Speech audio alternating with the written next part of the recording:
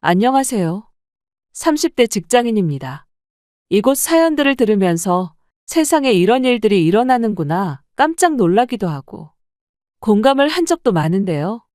얼마 전에 저도 정말 기가 막힌 일을 경험해서 여러분들과 나눠보기 위해 이렇게 사연을 쓰게 되었답니다.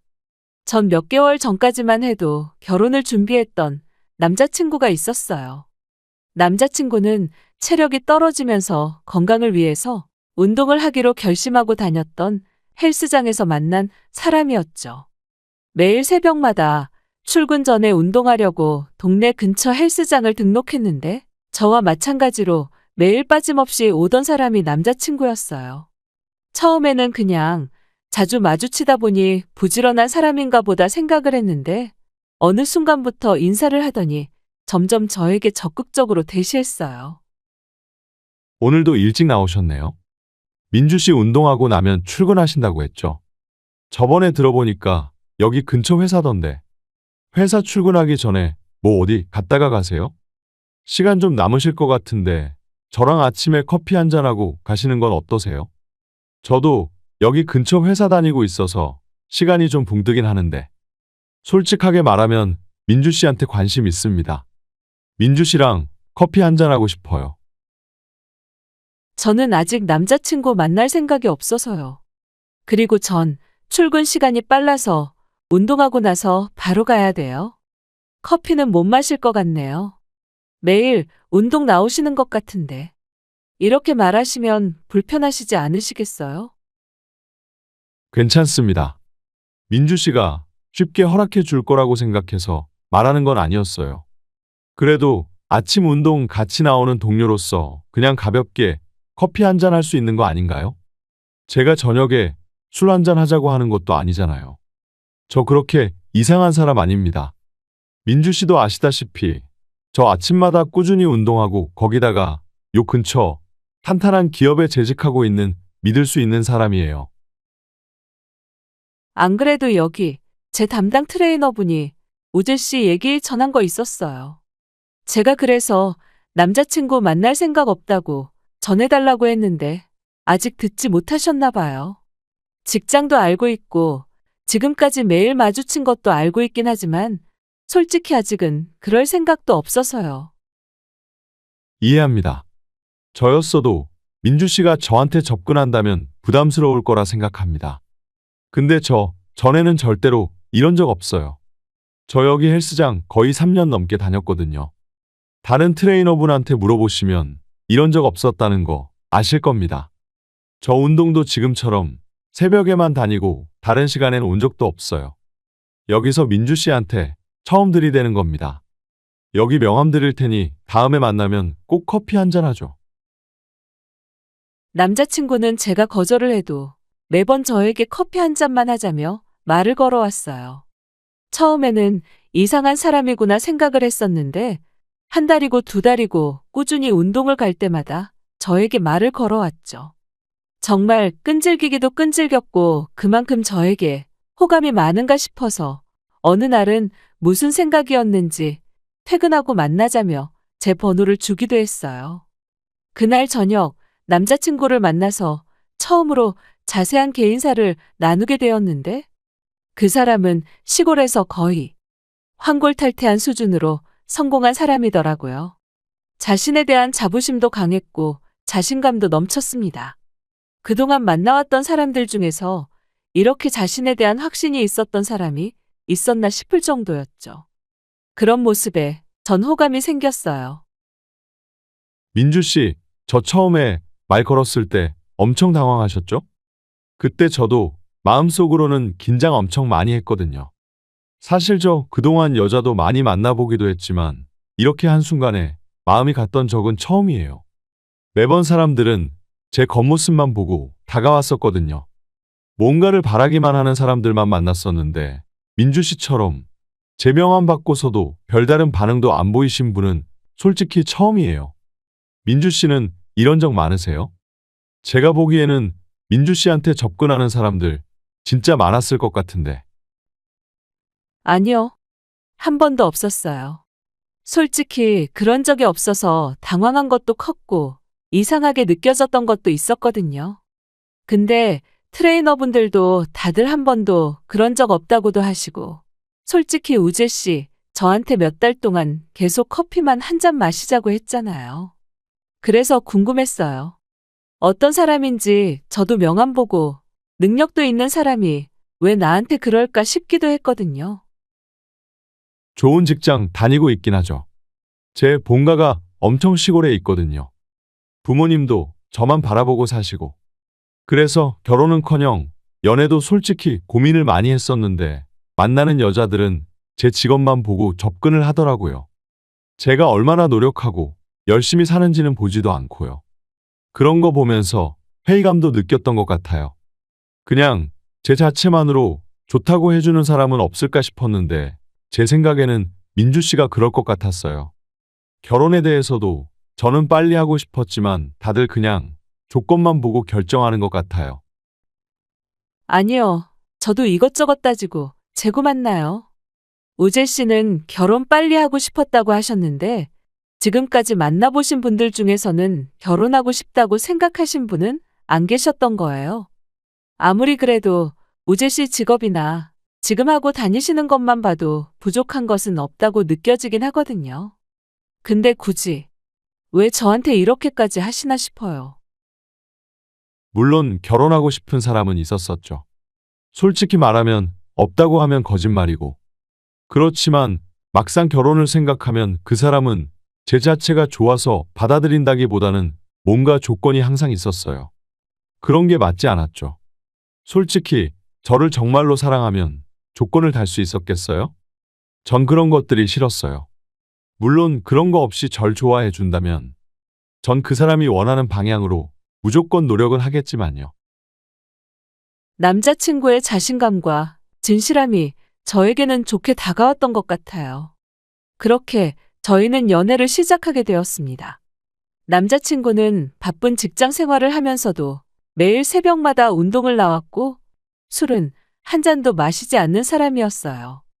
항상 올바르고 고든 사람이었기 때문에 저는 더 믿을 수 있다 생각을 했죠. 연애를 하면서 한 가지 걸렸던 건 바로 데이트 통장이었어요. 사실 저도 직장인이다 보니 그전까지는 그런 것 없이 그냥 서로 데이트 비용을 썼기 때문에 굳이 통장을 써야 하나 싶었는데 남자친구는 연애를 시작하면서 자신은 계획 있게 사는 것이 좋다면서 데이트 통장을 만들어서 쓰자고 하더라고요. 서로 직장인이다 보니까 만날 수 있는 시간도 많지 않을 것 같고 그렇다고 해서 한 번 만날 때마다 돈을 무작정 쓰기보다는 계획해서 쓰면서 미래를 준비하는 게 좋을 것 같다는 의도였죠. 남자친구의 말을 들어보니 일리가 있다 생각이 들어 그렇게 데이트 통장을 만들게 되었어요. 평일에 시간이 좀 있었던 남자친구가 재빠르게 통장을 만들어서 가지고 왔고 그 통장에 매달 20만 원씩 넣기로 약속을 했습니다. 1년의 연애 기간 동안 한 번도 빠짐없이 데이트 통장에 적립을 했어요. 만나봤자 1에서 2주에 한 번만 볼 수 있었기 때문에 이 정도면 충분하겠다고 생각했던 거죠. 그렇게 6개월의 연애를 하게 되면서 어느 날은 휴가를 맞춰 여행을 가자는 말이 나오게 되었습니다. 우재 씨? 안 그래도 이번 휴가 때 우재 씨랑 한번 맞춰보려고 하는데 우리 그래도 지금까지 통장에 있는 돈 꽤 되지 않아? 기간상으로는 해외여행은 좀 힘들 것 같고 그냥 가까운 근교에 1박 2일 여행 가는 건 어떨까? 그러면 따로 돈 모으지 않고서도 통장에 있는 돈으로도 충분히 갈 수 있을 것 같은데 우재 씨는 어떻게 생각해? 좋지. 어떻게 그런 생각을 했어? 안 그래도 우리 통장에 있는 돈 계속 쌓이기만 하고 우리 제대로 만나지도 못했잖아. 우리 처음 연애할 때는 매주마다 그래도 한 번씩은 보자고 했는데 2주에 한 번 보니까 아마 그거 반도 안 썼을 것 같아. 근데 어쩌지? 나 그 통장 잃어버려서 오늘 말하려고 했는데 평일에 내가 다시 발급받으러 가야 하는데 못 갔어. 미안해. 정말? 그럼 인터넷 뱅킹으로 얼마 남았는지 확인은 못하나? 카드 만들었으면 인터넷 뱅킹도 신청한 거 아니야? 확인하면 되겠다. 우재 씨, 평일에 시간 안 되는데 어떻게 갈 수 있겠어? 안 그래도 내가 저번에 우재 씨 통장 만들어 왔다고 하길래 그냥 내가 갈 걸 그랬거든. 나보다 우재 씨가 너무 바빠서 혹시라도 이렇게 잃어버리면 어쩌나 싶긴 했거든. 그러게. 잘 가지고 다닌다고 생각했었는데. 미안해. 그리고 내가 인터넷 뱅킹 신청도 안 했어. 솔직히 사람 일이 어떻게 될지도 모르고 매달 돈 내는 게 힘들 수도 있으니까. 민주 씨한테 말하는 게 아니라 나는 매달 넣었는데 그냥 주변에서는 말 못하고 무리할 수도 있는 거 아니냐고 하길래. 그냥 처음부터 나도 믿고 통장만 만들었던 거거든. 어쨌든 카드로 돈은 쓸 수 있어도 자세한 내역은 못 보니 어쩔 수 없네. 내가 연차라도 내거나 점심시간에 은행 갔다 올게. 통장에 돈을 확인하고 계획을 세우려고 하니 남자친구는 갑자기 통장을 잃어버렸다며 얘기를 했어요. 동시에 인터넷 뱅킹도 신청하지 않아서 잔액을 바로 확인할 수 없었죠. 미안해하는 남자친구를 보면서 그 앞에서 뭐라고 할 수도 없었고 고의가 아니었으니 그냥 넘어갈 수밖에 없었습니다. 저도 남자친구도 다 일을 하고 있었기 때문에 솔직히 일주일에 한 번 보기도 힘들었어요. 그러다 보니 매달 20만 원씩 저축을 해도 반의 반도 쓰지 못했던 날들이 많았습니다. 카드로 조회를 해볼 수 있다 말하려고 했지만 그땐 당장 급한 것도 아니고 쓴 돈에 비해서 넣어둔 돈이 많을 테니 굳이 확인하려고 하지 않았어요. 다음에 다시 만들어 온다고 하는 남자친구를 믿고 있었죠. 그렇게 저희는 이러저러한 이유로 한 달 동안 만남을 갖지 못했고 결국 한 달 만에 남자친구를 만나게 되었습니다. 처음 만나자마자 남자친구가 했던 말은 통장을 만들지 못했다는 거였어요. 그래도 이번에는 다시 재발급을 받고 왔겠거니 생각을 했었는데 바빠서 그러지 못했다는 말을 하는 남자친구를 보면서 오늘은 카드로라도 확인을 해보자 생각을 했었죠. 그런데 남자친구와 저녁을 먹고 결제를 하려고 보니까 갑자기 카드 결제가 안 된다고 하더라고요. 여러 번 결제를 해도 되지 않아 물어보니 잔액이 부족하다고 뜬다 하더라고요. 우재 씨, 좀 이상하지 않아? 우리 아무리 많이 써봤자 하루에 10만 원도 넘어본 적이 없는데 어떻게 결제가 안 되는 건지 모르겠네. 저기서 금액을 잘못 입력해서 결제한 거 아니야? 나 매달 20만 원씩 분명 입금했는데 그것만 해도 얼만데 우재 씨까지 넣으면 아직 잔액은 충분히 남았을 텐데 이상하다, 그렇지? 그러게. 잘못 결제한 건가? 카드가 고장 났을 수도 있지 뭐. 안 그래도 그 카드 읽히는 부분이 좀 벗겨지기도 했잖아. 그래서 결제가 잘 되지 않는 거일 수도 있으니까 너무 신경 쓰지 마. 혹시 내가 통장 다시 재발급 안 해서 그러는 거야? 내가 진짜 하려고 했는데 이번 달에 정말 바빠서 밥 먹을 시간도 없었던 거 있지? 민주 씨한테도 내가 여러 번 얘기했잖아. 틈나서 겨우겨우 연락하는 거라고. 그런데 은행 갈 시간이 어디 있었겠어. 그래도 좀 여유로워지고 있으니까 다음에는 꼭 재발급해서 올게. 아니, 그래서 그런 건 아닌데. 그냥 내가 생각하기에는 쓰는 돈은 별로 없는데 잔액이 부족하다고 하니까 이상하다고 하는 거지 뭐. 그래도 우리가 만나는 날이 많은 것도 아니잖아. 밥만 먹고 헤어진 적도 많은데. 그 돈 다 모아도 다 쓰지도 못했을 텐데. 그냥 그래서 뭔가 잘못된 거 아닌가 싶어서 말하는 거야. 우리 민주 씨, 이런 거 되게 꼼꼼하구나. 내가 이래서 민주 씨 좋아한다니까. 안 그래도 다음 주에는 좀 한가해서 가보려고 했어. 민주 씨가 이렇게 신경 쓸 줄 알았으면 억지로라도 내가 갔다 올 걸 그랬다. 그렇지. 돈은 잘 넣어뒀는데 왜 부족하다고 했지. 이상하다. 뭐 나중에 확인해 보면 왜 그런지 알겠지 뭐. 잔액 부족으로 카드를 쓰지도 못하고 부랴부랴 제가 결제를 하고 나오는데 찜찜한 느낌이 들더라고요. 남자친구에게 이상하다며 여러 번 얘기를 해도 남자친구는 대수롭지 않게 생각하는 듯 했어요. 다음에 꼭 재발급을 해서 오겠다고 하니 알겠다 하고 헤어지게 되었는데 집에 돌아와 그동안 썼던 내역을 다시 확인을 해봐도 모자랄 일이 없다는 생각만 들었죠. 그렇게 찝찝한 채로 며칠이 더 흐르고 난 후 확인을 할 수 있는 기회가 생겼습니다. 바로 남자친구가 가족 행사가 있어서 평일에 이틀 동안 연차를 쓴다는 것이었죠. 그날 하루는 어떻게든 시간이 날 수도 있겠다는 생각이 들어서 전 그 전날부터 꼭 은행을 가보라고 말을 했어요. 남자친구도 알겠다는 말을 했는데 첫날은 너무 바빴다며 은행 갈 시간도 없었다고 하더라고요.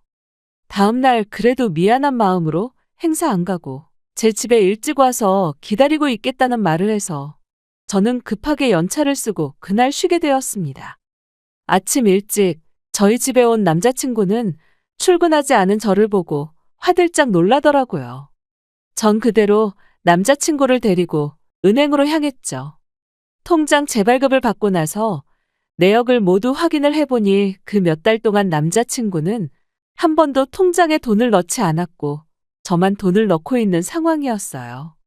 너무 황당했다져 물으니 남자친구는 우물쭈물하며 말을 꺼냈습니다. 사실은 솔직히 창피해서 민주 씨한테 얘기를 못했어. 내가 처음 사귈 때 내 상황 얘기했던 거 기억나? 우리 집 솔직히 넉넉한 편도 아니고 엄마고 아빠고 이제는 거의 은퇴하실 때라서 노후 자금에 다 돈 쏟아부으고 계시거든. 내가 나중에 결혼하면 민폐 안 끼치신다고. 그렇게 돈 다 저축하고 계시는데 이번에 아빠가 투자한다고 여기저기 돈 끌어다 쓰시면서 사기당하셨더라고. 그거 해결 안 하면 큰일 난다고 하길래 내가 몇 달 동안 번 돈 다 집으로 보내드렸어. 미안해. 민주 씨한테 말하려고 했는데 내가 처음에 했던 말이 있어서 염치가 없어서 말도 못 꺼냈어. 정말 미안해. 아니, 아무리 그래도 나한테 말은 했어야 하는 거 아니야? 저번부터 통장 다시 발급해 보라고 했었잖아. 그때는 아무 말도 안 하다가 왜 이제 와서 이렇게 말하는 거야? 사정이 있었으면 나한테 미리 말을 해야지. 이렇게 말도 안 하고서는 이제 와서 미안하다고 하면 내가 우재 씨한테 뭐라고 얘기를 할 수 있겠어? 그래서 일은 해결한 거야? 다행히 일은 다 해결하긴 했는데 솔직히 이번에 해결만 하면 그동안 밀렸던 거 다 내야지 생각을 하고 있었거든. 나도 저번에 잔액 부족이라고 뜬다 하길래 엄청 당황했어. 내가 넣었으면 그런 일도 없었을 건데 너무 죄책감 들기도 하고. 민주 씨한테 미안한 마음뿐이야. 이번 한 번만 용서해줘. 다음 월급 받으면 나 밀렸던 거 다 낼게. 아니, 다 내고 안 내고 문제가 아닌 것 같아. 아무리 그래도 사실대로 말을 했으면 좋았잖아. 어쨌든 해결했다고 하니 다행이긴 하지만 너무 당황스러운 얘기라서 우재 씨한테 뭐라고 말을 해야 할지도 모르겠어. 내가 이렇게 다시 재발급 받아라 하지 않았으면 우재 씨 나한테 솔직하게 얘기를 했겠어. 그냥 나중에 돈 넣어놓고 모르는 척 지나갈 수도 있었던 거잖아. 아니야, 내가 진짜 돈 다시 넣고 얘기하려고 했어. 숨기려고 했던 게 아니라 솔직하게 말하면 민주 씨 성격에 걱정 많이 할 것 같아서. 내가 민주 씨 성격을 알잖아. 착하고 남 배려도 잘해주는 거. 우리 집에 일 있다고 하면 민주 씨 더 걱정하고 신경 쓰여 할까봐 내가 말을 하지 못했던 거지. 내가 끝까지 말 안 하려고 했던 건 아니야. 미안해. 나도 너무 답답하고 힘들었어. 그래도 민주 씨 만날 때마다 그게 생각도 안 날 정도로 너무 좋아서 더 얘기를 못했나 봐. 남자친구는 결국 통장을 재발급받아 내역을 확인하고 나서야 사실을 저에게 털어놓았습니다. 남자친구가 말한 사실도 놀라웠지만 그걸 저에게 말하지도 않았다는 게 전 더 충격이었어요. 그렇지만 제 앞에서 미안하다며 계속해 사과하는 남자친구에게 화를 낼 수도 없었습니다. 그 뒤로 월급을 받고 나서 바로 돈을 넣겠다고 했는데 이상하게 그 뒤에 남자친구는 정말 가성비 좋다는 음식점만 가곤 했어요. 둘이서 먹어도 2만 원도 되지 않은 곳만 갔고 밥만 먹고 헤어지는 경우도 많았죠. 그냥 아직 문제가 해결이 다 된 건 아닐 수도 있겠다 믿었어요. 이 사람도 자기 자존심이 있으니 솔직하게 말을 하지 못했던 거구나 생각하면서 그렇게 넘어가게 되었습니다. 1년여의 연애 기간 동안 자주 만났던 것은 아니지만 남자친구는 항상 저에게 마음을 다하는 것처럼 행동했습니다.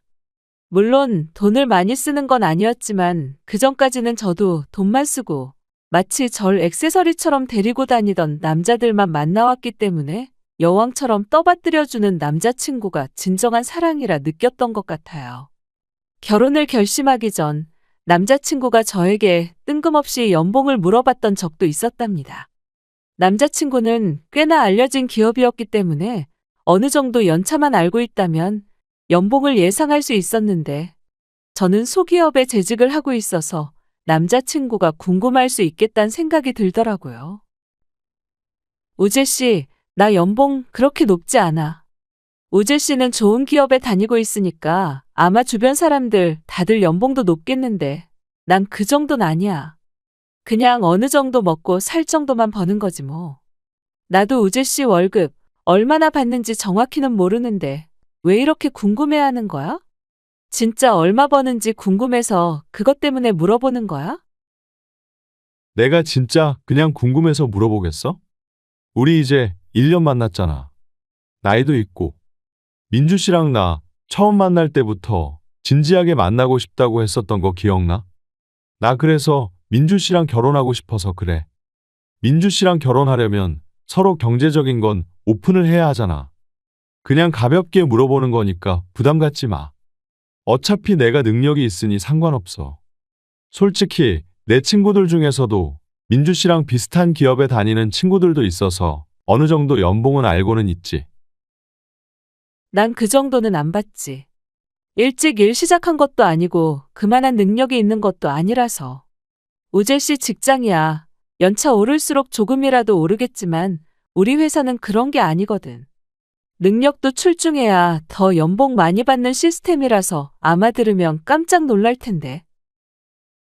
그래서 얼만데? 그래도 민주 씨 혼자 집 구해서 살고 있는데도 돈도 저축한다고 하고 그러는 거 보면 부족하지는 않은 것 같은데. 이런 건 결혼하려고 하면 솔직하게 말해줘야 하는 거 알지? 민주 씨는 내 월급 어느 정도는 알고 있지만 난 그런 게 아니라서. 그래도 친구들 연봉 그렇게 작지 않던데. 남자친구는 연봉에 대해서 항상 궁금해했어요. 연애를 할 때는 연봉에 대해서 자세하게 물어보지도 않았고 궁금해하지 않았는데 결혼을 생각하니 갑자기 궁금해졌다며 어느 순간부터 계속 물어보곤 했습니다. 제 직장은 기술직이라 개인 능력이 가장 중요했거든요.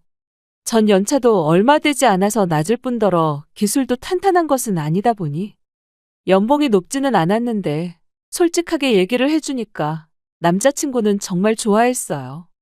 아마 생각했던 것보다는 많이 받아서 그런 것 같았어요. 결혼 얘기를 꺼내면서 양가 집안 얘기도 나누게 되었는데 제가 살고 있던 집이 저희 집에서 해준 거라는 걸 알고서는 더욱 기뻐했고 제가 외동딸이라는 걸 듣고서는 당장 결혼하자며 재촉했죠. 그때는 정말 내가 좋은가 보다 생각을 했었는데 지금 생각해보니 사랑만으로 그런 말을 했던 건 아니었던 것 같아요. 결혼을 하자고 말을 꺼낸 이후 자꾸만 부모님께 인사를 가자며 말을 하더라고요. 적극적인 남자친구 얘기에 당혹스럽기도 했지만 이렇게 결혼을 하는 거구나 싶은 생각도 들었어요. 그래도 바쁜 일이 좀 마무리가 돼서 한가해질 때 결혼을 해야 될 것 같다 생각을 했어요. 여차저차 양가 부모님께 인사를 드리러 갔고 반대 없이 결혼 준비를 하게 되었어요. 양가 집안이 서로 먼 지역에 있다 보니 대부분 결혼 준비는 저희끼리 준비를 해야 했고 바쁜 남자친구 대신에 제가 예식장부터 신혼여행까지 알아보고 계약까지 진행을 하게 되었습니다. 어느 날 남자친구와 오랜만에 데이트를 하는 날. 그날따라 분위기 좋고 비싸다고 소문난 카페로 오라며 연락이 왔더라고요. 전 그 말을 듣고 프로포즈를 하려는 거 아닌가 싶은 마음에 기분이 정말 들떴습니다. 그동안 가성비 좋은 곳만 찾아다녔지. 비싼 곳은 쳐다도 보지 않았던 남자친구였기 때문에 두근두근 설레는 마음으로 찾아가게 되었죠. 그런데 막상 가보니 예비 시모가 떡하니 앉아 계시더라고요. 당황한 얼굴로 얼른 인사를 드리니 예비 시모는 차가운 눈빛으로 말을 꺼냈습니다. 그래, 저번에 우리 집에 인사 오고 나서 하도 안 오길래 내가 오늘 여기까지 왔다. 결혼 준비는 잘 돼가고 있니? 그래도 내가 시어머니로서 어쨌든 결혼하기 전에 확인할 건 해야 하니까. 다음에 상견례 할 때는 잘 갖추고 올 거라 생각한다. 오늘은 우재가 말한 것도 아니고 하니 이해하마. 사실 난 내가 그렇게 성에 차는 건 아니야. 그전에는 연예인급 여자애들만 만났는데 딱 보니 그런 것도 아닌 것 같고 하고 다니는 것도 뭐 돈 많은 집안도 아닌 것 같고 뭐 그래도 결혼한다고 하면 우리보다는 좀 낮아야 우리도 어렵지 않으니까 그건 상관없으니 됐다. 결혼할 여자야 야무지고 살림이나 잘하면 되는 거니까. 그래도 맞벌이는 할 거지? 넌 월급을 얼마나 받니? 엄마, 그래도 민주 씨 능력 좋아. 월급 나보다 많이 받던데. 민주 씨, 우리 엄마 예쁘지? 내가 엄마 고생 많이 했다고 했잖아. 그런데도 이렇게 동안이셔. 난 우리 엄마처럼 자기 관리 잘하고 똑소리 나고 살림도 야무지게 잘하는 사람 만나고 싶었거든. 딱 민주 씨잖아. 엄마, 민주 씨 혼자서 자취하는데 거기 집도 민주 씨 집에서 해준 거야. 그러니 뭐 집안 좋은 거야. 플러스긴 하지만 그래. 지금 살고 있는 집은 평수가 몇 평이나 되니? 그 집 말고는 다른 부동산은 없으시니? 외동딸이니? 재산은 다 물려받을 수 있을 것 같고 돈은 얼마나 모았어? 여자면 20대 중반부터 일했을 텐데 그래도 억소리 나게 어느 정도 모은 거 아니니? 결혼하려면 혼수고 예단이고 다 해와야 되는 거 알지? 우리 친척들도 많거든. 우리 잘난 아들 데리고 가려면 제대로 해야지. 안 그래도 너한테 물어볼 것도 많았는데 잘 됐다. 오늘 이참에 하나부터 열까지 다 확인해 보자. 아, 죄송합니다. 제가 오늘 어머님께서 같이 오실 거라곤 듣지 못해서. 일단 제가 늦게 근무를 시작했어요. 지금 다니고 있는 회사가 첫 회사이긴 하지만 공부를 좀 오래 하기도 했고 기술 배워야 하는 거라 이곳저곳 실습도 많이 다녀서요. 지금 일 시작한 지는 몇 년 되지 않아서 억 단위까지는 제가 돈을 모으지는 못했습니다. 우재 씨한테도 어느 정도 얘기는 했는데 많이 모았을 거라 생각을 했던 것 같네요. 월급 받는 통장이 있긴 한데 거기는 말 그대로 월급만 받는 통장이라서요. 아니, 내가 나이가 몇인데 1억도 못 모았어. 아무리 늦게 일을 했다고 해도 부지런히 모으면 1억 금방인데 아직까지 못 모았다는 거야. 아휴, 우재야, 넌 어떻게 골라도 이런 애를? 차라리 연예인 같이 이쁘고 그런 애 데리고 오면 몰라.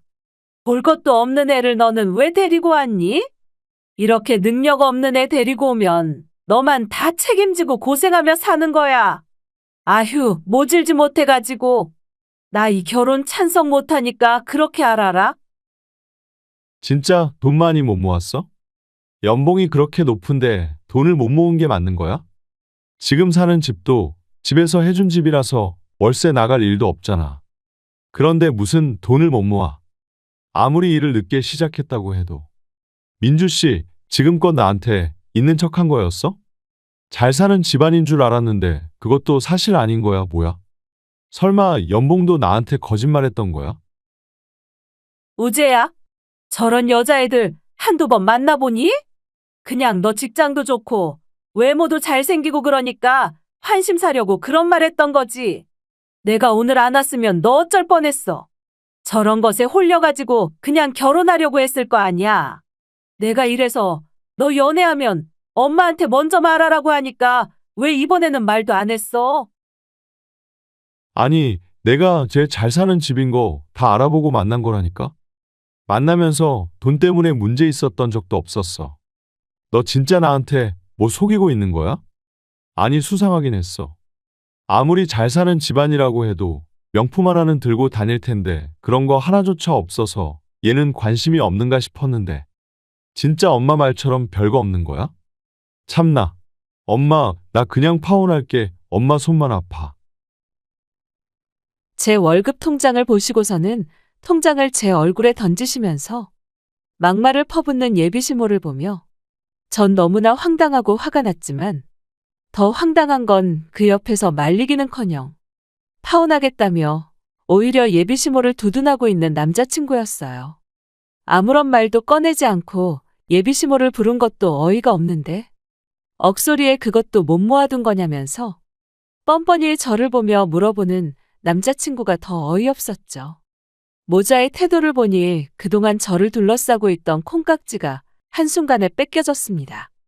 계속해서 돈도 없고 능력도 없는 애랑 결혼할 거냐며 비아냥대는 시모 옆에서 달래주며 자신도 그런 줄 몰랐다며 헤어지겠다 하는 남자친구를 보고서는 이대로 나가서는 안 되겠다는 생각이 들더라고요.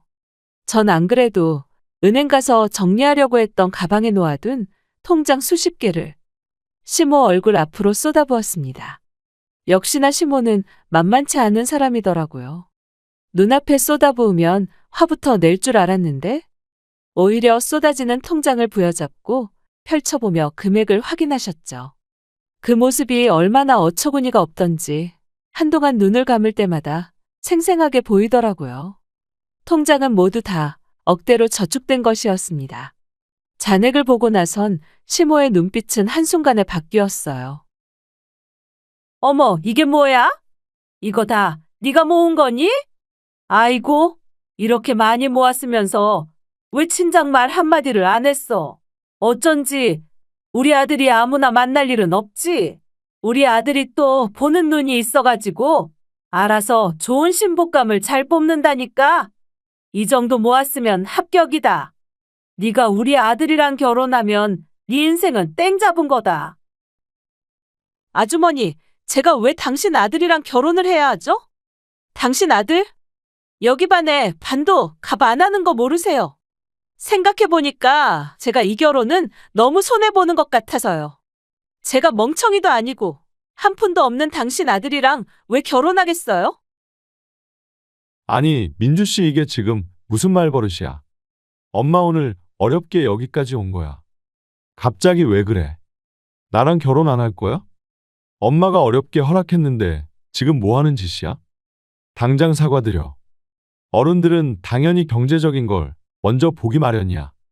내가 안 그래도 민주 씨 나이도 많고 직업도 별로라고 해서 겨우겨우 마음 바꾸게 하고 모셔왔건만 왜 그러는 거야? 야, 내가 너 거지 같은 거 지금까지 꾸역꾸역 참아주니까 호구 같니? 너랑 결혼하면 내가 호구가 아니라 모질이야. 내 돈 다 날리게 생겼는데 어떤 모질이가 너랑 결혼해? 모은 돈이 얼마냐고? 넌 억이나 모을 순 있고 집안 다 쓰러져 간다고 질질 짜던 애 이해해줬더니만 나보고 억을 내놓으라고? 진짜 거지가 여기 있네. 앞으로 연락하기만 해. 네 만행 다 까발려줄 테니까. 제 통장을 보고 바로 태도를 바꾸는 시모를 보며 이건 암흑길이구나 느껴졌어요. 남자친구에게 바로 헤어지자고 했고 결혼 준비를 하면서 썼던 비용에 대해서 청구를 했어요. 당연히 남자친구는 결혼할 건데 그걸 왜 갚아야 하냐며 따졌고 전 민사소송으로 위자료 청구를 진행했습니다. 예비시모며 계속해서 연락이 오더라고요. 두 모자가 서로 얼굴을 밀치며 탓을 돌린다고 하던데 연락을 차단했더니 남자친구는 안 마시던 술까지 마시고 와서 집 앞에서 행패를 부려 전 경찰에 신고를 하게 되었고 겸사겸사 접근금지 신청도 했죠. 그 와중에 남자친구는 클럽도 다니고 술집에서 헌팅도 하고 심지어는 소개팅도 받았더라고요. 제 지인들이 모두 목격하고서는 저에게 알려주면서 모든 사실을 알게 되었죠. 심지어 남자친구의 과거를 알고 있었던 분이 저에게 저처럼 잘 사는 집 여자 어떻게든 꼬셔서 결혼하려다가 실패한 이력이 몇 번 된다면서 말을 해주셨답니다. 절 사랑해서 그런 게 아니라 제가 하고 다니는 것들을 다 보고선 접근을 했던 것이었어요. 이미 저에게 들이대기 전부터 제 신상을 여기저기 물어보고 다녔다고 해요. 전 콩깍지가 뺏겨지고 나서 그 말이 귀에 들어왔던 거였어요. 전 지인들에게 남자친구와 헤어지게 된 이유를 은연중에 흘리고 다녔고, 소문은 퍼지고 퍼져 남자친구 회사에까지 퍼지게 되었어요. 남자친구는 아니라며 해명을 했지만 술도 전혀 하지 않고 스마트한 신사 이미지가 한순간에 무너지게 된 모양이었어요. 여기에 남자친구 집안에서는 잘 사는 집딸이 아들한테 하도 매달려 결혼시키게 되었다면서 이곳저곳 소문내 또 돈을 빌리고 다녔는지 나중에는 고소까지 들어오게 되었고, 그걸 해결하느라 남자친구는 빚더미까지 안게 되었다고 해요. 덩달아 제가 위자료 청구를 한 것까지 제가 승소하게 되면서 결혼 준비에 사용했던 금액을 지불해야 했습니다. 그렇게 돈 따지던 집안이 돈 때문에 망하기 직전까지 가게 된 거예요. 지금도 여전히 저에게 모르는 번호로 연락을 해오며 힘들다고 하지만 지금은 제가 이렇게 찌질한 사람과 연애까지 했구나 생각이 든답니다. 그때 콩깍지가 낀 상태로 그대로 시집을 갔더라면 전 호구에서 벗어나지도 못했을 거라 생각한답니다. 어쩌면 예비 신모가 제 앞에서 절 그렇게 무시했던 게 다행이구나 싶기도 하네요. 그놈은 아직까지도 식구들 수습하느라 결혼은 꿈도 못 꾸고 있어요. 저는 다행히 절 이해해주고 사랑해주는 사람과 행복하게 연애를 시작했답니다. 연애를 하면서 이게 사랑이라는 걸 또다시 느끼게 되었네요. 제 긴 사연 들어주셔서 감사합니다. 여러분들도 진정한 사랑으로 행복하시길 바랄게요. 안녕하세요. 저는 의정부에 살고 있는 40대 중반 여자입니다. 이런 경험을 해본 적이 처음이라 사연을 신청하게 되었습니다. 혹시 여러분들께서는 동서지간 사이에 불화가 생긴 적이 있으신가요? 저희는 이번에 돈 문제 때문에 집안이 난리가 난 적이 있었습니다. 시댁 집안의 며느리로 들어온 지 한 13년 정도 된 것 같네요. 결혼 생활하면서 문제되는 건 크게 없었는데 제 밑에 동서가 5년 전부터 사업을 했었는데 상당히 성공적인 결과를 얻을 수 있었어요. 그전에는 일반 회사를 다니면서 월급쟁이 생활을 했었죠. 동서내외가 그동안 힘들게 돈을 모아서 힘들게 사업을 시작했기 때문에 가족 모두 진심으로 잘 됐으면 하는 마음을 가지고 있었네요. 그렇게 모두의 간절한 바람이 이루어졌고 몇 년간은 매출이 저조했었지만 작년부터 꽤 많은 수익을 창출할 수 있었습니다. 시동생은 혹시 모를 일을 대비해 다니던 회사를 퇴사하지 않고 퇴근하면 동서의 사업장에 찾아가 일손을 도왔습니다.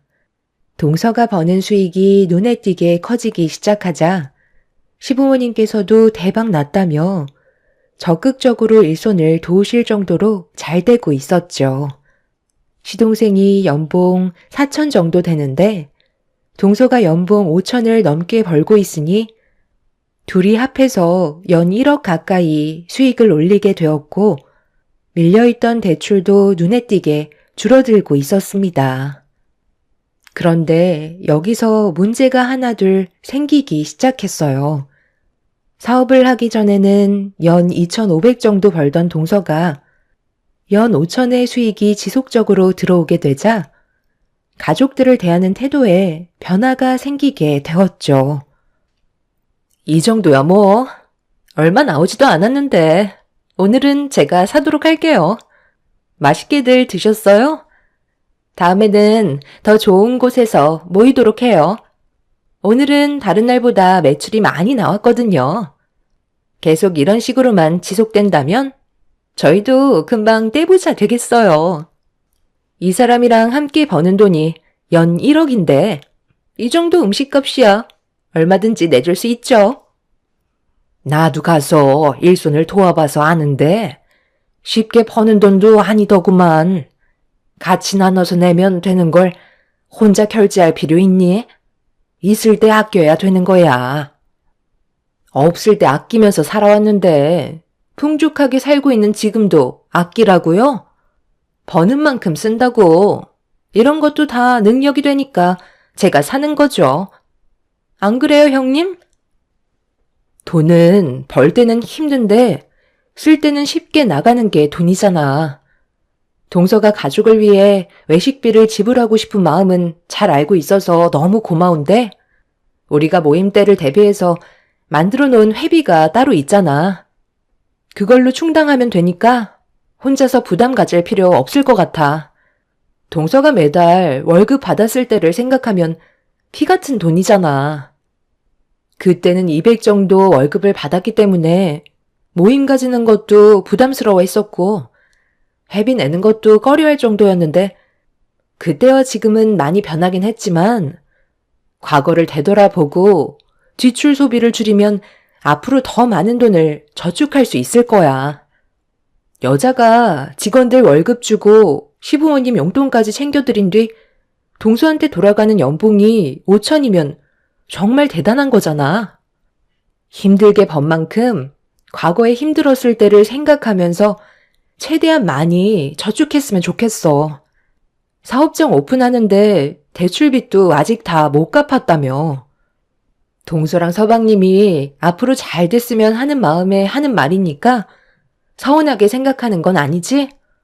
오늘 외식 비용은 회비로 지출하도록 할게.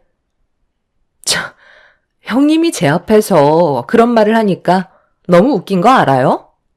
저는 연 5천의 수익을 내고 있는데 형님은 연 3천 정도 된다면서요? 그런데 지금 누구 앞에서 주름을 잡는 거죠? 돈이 있는 만큼 베풀겠다는 거잖아요. 사주겠다는데 꼭 그런 식으로 말을 하셔야 돼요? 하기야, 형님은 워낙 절약하는 인생을 살아오셨고 연봉 5천을 찍어본 적도 없었으니 당연히 손이 작을 수밖에 없죠. 과거를 되돌아보라고요? 그때의 삶이 부족했었으니까 현재에 감사하며 살라고요? 제가 운영하는 사업이 망할 거라고 생각하는 건 아니시죠? 지금 버는 수익보다 더 많이 상승할 테니 제 앞에서 걱정한다는 그런 가식 안 떨었으면 좋겠어요. 재수씨, 지금 말이 너무 심하잖아요. 이 사람이 음식값 내는 거 부담 주는 게 싫어서 회비로 결제하겠다는 거고, 걱정돼서 몇 마디 해준 걸 가식이라고요? 남편은 동서의 태도에 기분이 많이 안 좋았는지 한 소리 하게 되면서 분위기는 안 좋게 흘러가기 시작했어요. 옆에서 듣고 있던 시동생이 동서의 편을 들면서 형제들의 싸움이 되어버렸고 결국 시부모님 앞에서 안 좋은 모습을 보여주게 되었네요. 다행히도 시부가 중간에서 남편과 시동생한테 그만하라고 목소리를 높이시면서 정리가 되었지만 시동생 내외는 저희를 노려보고 있었어요. 저는 동서가 과거에 돈 문제로 힘들어했던 적을 많이 봤었기 때문에 많이 벌 수 있을 때 최대한 아낄 수 있었으면 좋겠다고 얘기를 해준 것뿐인데 동서는 그런 저를 이해해주지 못했었죠.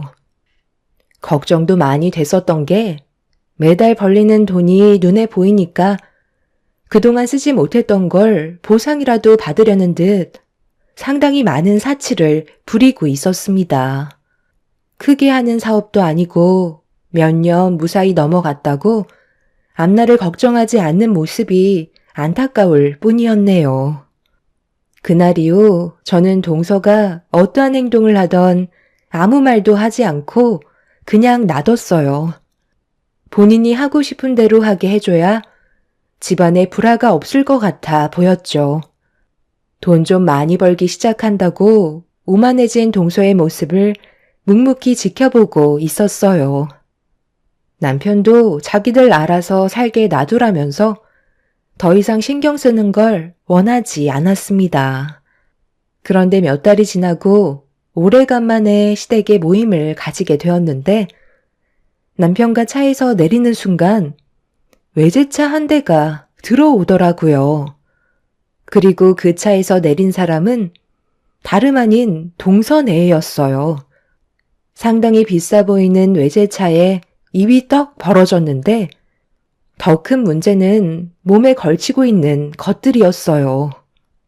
온갖 명품을 걸치고 있길래 어떻게 된 거냐고 물어보니 필요해서 구입했다는 말을 하며 저를 위아래로 훑어보고 있었어요. 그러면서 한다는 말이 부러우면 저보고도 필요한 걸 사라고 하는데 너무 어이가 없어서 동서를 멍하니 바라보고 있었네요. 왜 그렇게 쳐다보세요? 제가 또 아무 생각 없이 돈을 흥청망청 쓴 것 같아 그래요? 제 사업 규모가 작다 해도 그래도 사장인데 이 정도는 갖춰야 하지 않겠어요? 그래야 남들이 저를 우습게 안 볼 테고 제 이미지에 타격을 안 받죠. 무조건 아낀다고 해서 좋을 거 하나 없어요. 형님은 이런 거 무서워서 구입도 못하죠? 어쩌겠어요. 살아가는 환경이 다르잖아요. 월급쟁이였을 때는 저도 걸치고 있는 것들 평생 구경도 못 해볼 줄 알았는데 돈이 사람을 바꾸더라고요. 제가 언제 이런 외제차 타보고 명품 걸쳐보겠어요? 잘 벌고 잘 나갈 때 최대한 많이 누려야죠. 대출을 하도 많이 받아서 돈 버는 족족 나가게 생겼지만 지금 이대로면 금방 갚죠. 내 눈으로 보는 것만도 동서 연봉의 배를 넘는 금액을 지출한 것 같은데 이러다 정말 큰일 나면 어쩌려고 그래. 예전의 모습은 하나도 찾아볼 수가 없을 정도로 정말 많이 변한 거 알아? 내가 하는 말을 잔소리로 들으려 하지 말고 동서 현실을 봤으면 좋겠어. 동서한테 들어오는 돈들이 평생 보장이 될 것 같아? 버는 건 때가 있는 거라고. 이런 식으로 사치를 부리다가 자칫 미끄러지기라도 한다면 그땐 이미 후회해도 늦는 거야. 나는 동서가 정말 걱정이 돼서 그래. 영수, 몇 달 만에 얼굴 보는 건데? 또 잔소리예요? 저희가 돈을 많이 벌고 있으니까 배가 많이 아픈가 봐요. 지금은 상황이 많이 달라졌으니 신경 좀 끄세요. 동서내외는 제 말을 무시한 채 먼저 시댁으로 들어가 버렸어요. 그런 모습을 묵묵히 지켜보고 있던 남편도 혀를 차며 걱정스러운 표정을 하고 있었죠.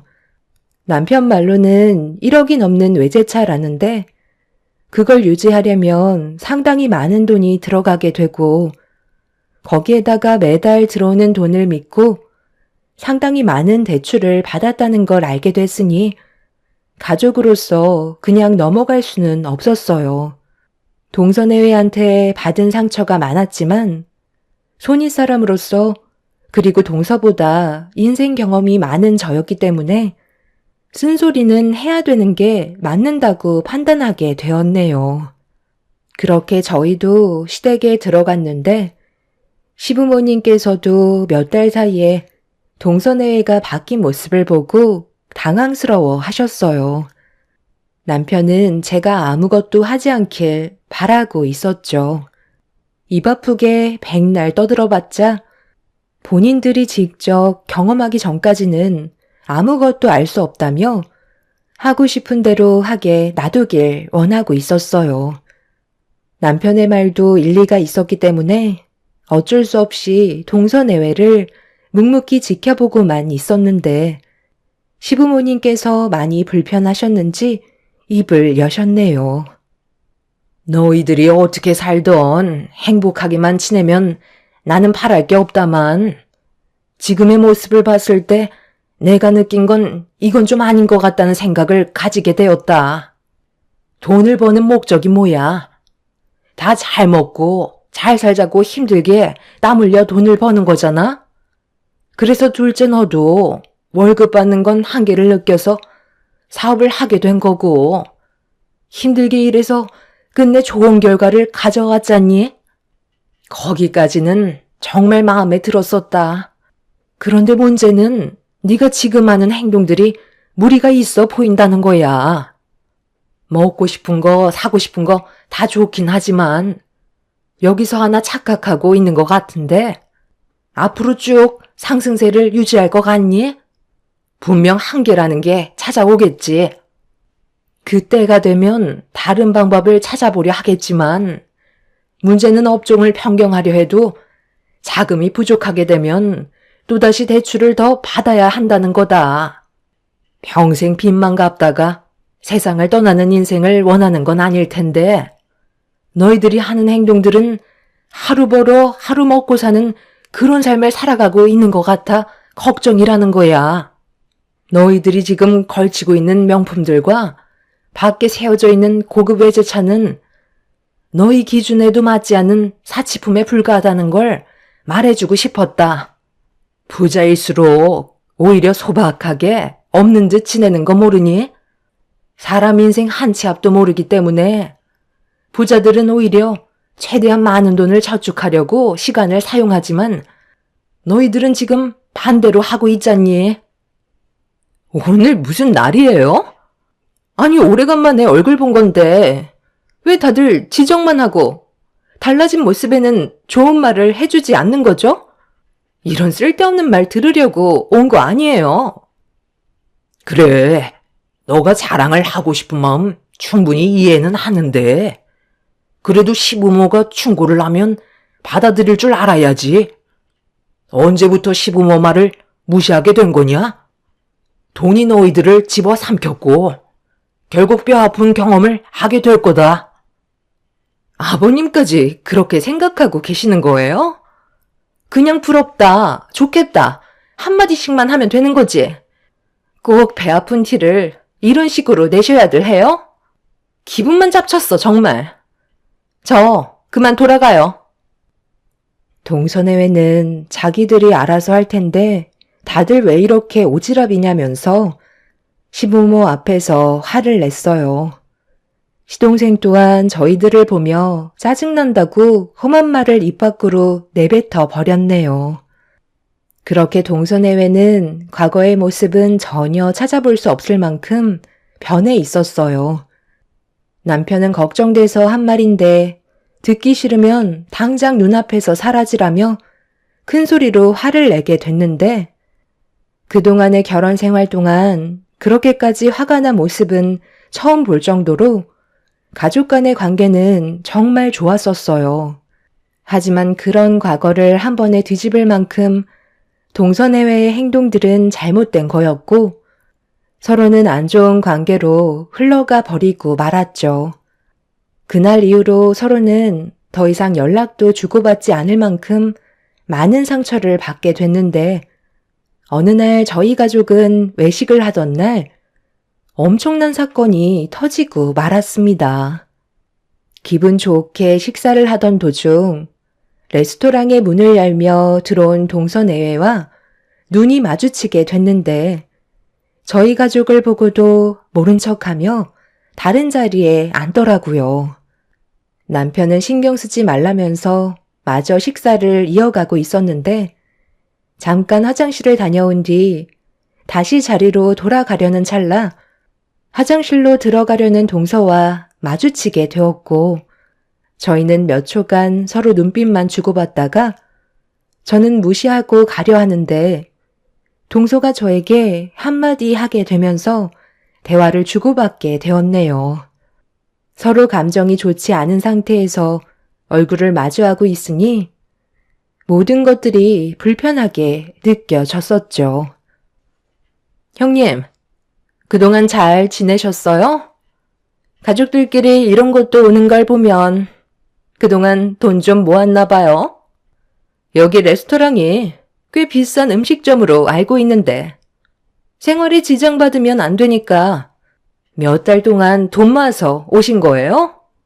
그런데 시부모님은 빼놓고 오셨나 봐요. 이런 사실을 알면 상당히 서운해 하시겠어요. 돈이 없으니 이해는 하겠지만 그렇게까지 아끼셔서 삶이 좀 나아지셨나요? 오늘은 제가 사업을 시작한 이후 매출이 제일 높았던 날이라 기분 좀 내려고 온 거였는데 여기서 형님을 마주칠 거라곤 전혀 예상하지 못했거든요. 기분 좋은 오늘 분위기 망치고 싶지 않으니까 음식 드시고 싶은 거 마저 드시고 이 카드로 결제한 다음 저한테 다시 주세요. 정말 이런 동서가 어디 있어요? 쓸데없는 잔말 말고 그냥 받으세요. 그리고 먹다 남은 잔반은 싸가는 거 잊지 마시고요. 형님이 제일 잘하는 게 식당에서 남은 음식 싸달라고 하는 거잖아요. 저는 그 말을 형님이 꺼낼 때마다 숨고 싶을 정도로 형님이 너무 창피했었어요. 동서가 나를 그렇게까지 생각하고 있는 줄 몰랐네. 음식 남은 거 싸달라는 게 뭐가 어때서? 내 돈 내고 내가 사 먹은 건데 버리는 건 너무 아깝잖아? 그게 잘못된 거야? 그때 동서가 나한테 뭐라고 그랬어? 정말 알뜰하다며 본받고 싶다고 하지 않았어? 그런데 그 모든 것들이 전부 가식이었던 거야? 그리고 동서가 그동안 나를 어떻게 생각했는지 모르겠지만 나 그렇게 못 사는 형편 아니야. 가족들끼리 레스토랑에 와서 외식할 수 있을 정도의 능력은 충분하다고. 카드는 받을 생각 없으니까 넣어두고 앞으로 시부모님께 어떻게 할 건지 그거나 생각해. 관계 회복이 우선 아니겠어? 그럼 우리 대화 끝난 거지? 오늘도 온갖 착한 척은 형님 혼자 다 하네요. 꼴랑 연봉 3천 가지고 제 앞에서 큰 소리 치는 거예요? 번데기 앞에 주름 잡는 것도 아니고 그 정도 돈은 누워서도 번다고요. 정말 가짠지도 않아서. 동서는 착한 척하는 제가 꼴보기 싫다며 들고 있던 카드를 면전에 던지면서 얼굴에 맞게 되었어요. 손이 사람으로서 항상 좋은 모습만 보이려 노력했고 그동안 동서에게 많은 도움이 되어주려 노력을 했었는데 동서는 그런 저를 항상 안 이꼽게 생각하고 있었다는 거에 너무 큰 실망을 하고 말았습니다. 저는 결국 참아왔던 분노를 터뜨리게 되면서 동서의 코를 납작하게 만들어버리게 되었네요. 그리고 제 말을 듣게 된 동서는 사색이 된 얼굴로 저를 바라봤어요. 무슨 말도 안 되는 소리를 하세요? 형님이 저보다 많이 번다고요? 지금까지 저한테 그런 말 한 적 한 번도 없었잖아요. 그만큼 버는데 이 꼴로 산다고요? 내 모습이 뭐가 어때서? 나는 지금의 삶에 충분히 만족하면서 지내고 있는데 돈이 많다고 그걸 무조건 드러내는 게 좋은 건 아니야. 그리고 내가 왜 그동안 숨기고 있었는데 동서랑 서방님이 매달 벌어들이는 월급이 얼마인지 뻔히 알고 있는 상황에서 내가 얼마 벌고 있다고 얘기하면 동서는 기분이 어떨 것 같아? 열심히 살고 있는데 사기가 떨어지겠지? 그래서 지금까지 아무 말도 하지 않았어. 돈을 많이 번다고 해서 온 동네방네 떠들고 다니면 나중엔 주위에 내가 가진 재산에만 눈독 들이는 사람들로 가득 차 있는 거라고. 저번에 한번 얘기했었지? 앞날을 아무도 알지 못하기 때문에 혹시 모를 일을 대비해 최대한 많은 돈을 저축하는 게 좋다고. 그 말을 왜 했겠어? 동서는 내가 그냥 일반 회사에서 월급 받고 있는 사무직으로 알고 있는데 나 또한 지금 현재 사업을 운영하고 있다고. 그런데 과거에 크게 한번 미끄러지면서 사업에 지장이 생겼고 꽤 큰 손실을 입게 되면서 적자를 면하지 못했었어. 그런데 내 수중에 돈이 많이 부족하다는 걸 알게 되면서 사업하면서 벌어왔던 돈들을 아끼지 않고 썼던 시간들이 너무 후회가 되더라고. 그때 내가 한 푼이라도 더 모아두었다면 사업을 운영하는데 도움이 많이 됐었겠지. 내가 먼저 걸어왔던 길이었기 때문에 동수한테 조언을 해줬던 거고 내 말에 귀 기울여 줄 거라 믿고 있었어. 하지만 단 한 번도 내 말은 들어주려 하지 않고 오히려 잔소리로 생각하는데 무슨 말을 더 하겠어?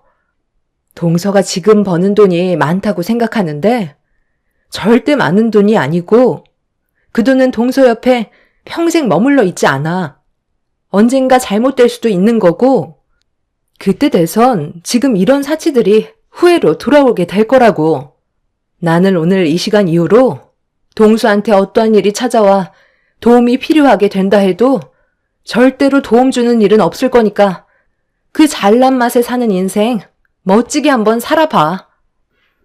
자기보다 돈을 많이 벌고 있다는 걸 믿지 않는 동서한테 지갑에서 그달의 정산 급여 명세서를 보여주며 동서의 얼굴에 던져 버렸네요.